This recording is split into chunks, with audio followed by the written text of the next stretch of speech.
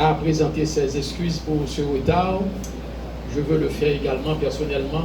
Je tiens d'abord, avant de passer aux salutations d'usage, présenter toutes nos excuses à vous, chers amis, qui êtes là depuis un certain temps. Effectivement, on devrait être ici pour l'installation des collègues depuis vers 10h30, 11h, mais on a été retenu à la Cour de cassation.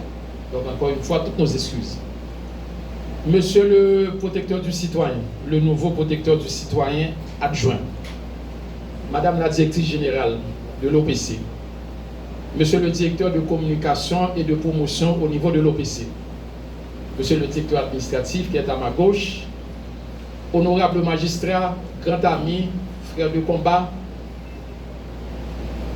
mes très chers amis de la presse parlée, écrite, télévisée, les médias en ligne également, mes très chers collègues de l'OPC, cadres, employés, personnel de soutien, distingués invités, j'ai le grand plaisir, en ma qualité de protecteur du citoyen et de la citoyenne, de procéder ce matin avec joie, vous pouvez le constater, à l'installation du nouveau protecteur adjoint, de la nouvelle directrice générale et du nouveau directeur de promotion et de communication au niveau de l'OPC.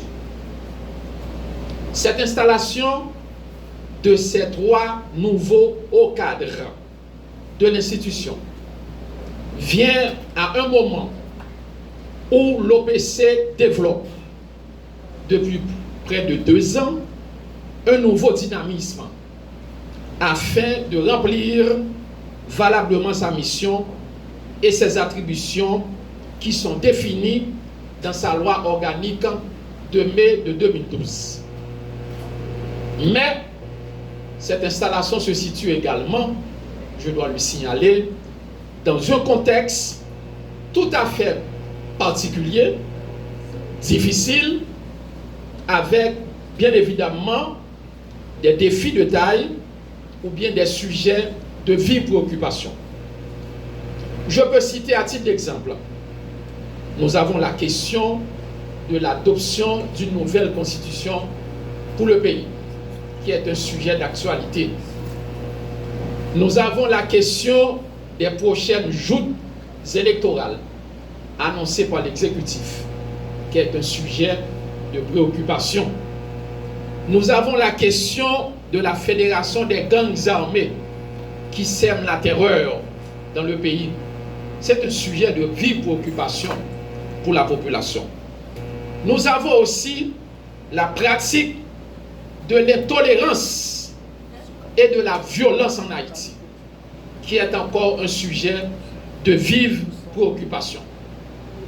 Et comme nous l'avons fait dans le passé, je donne la garantie que l'OPC se chargera de fixer en toute indépendance et de façon courageuse sa position sur ces questions d'actualité très prochainement. Monsieur le directeur de promotion et de communication de l'OPC, en votre qualité de directeur de promotion et de communication, je vous demande d'abord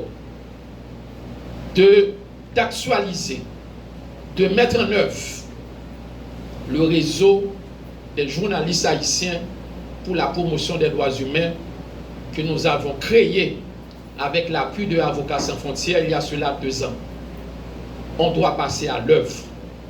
Ce réseau est là, mais ce réseau n'est pas fonctionnel.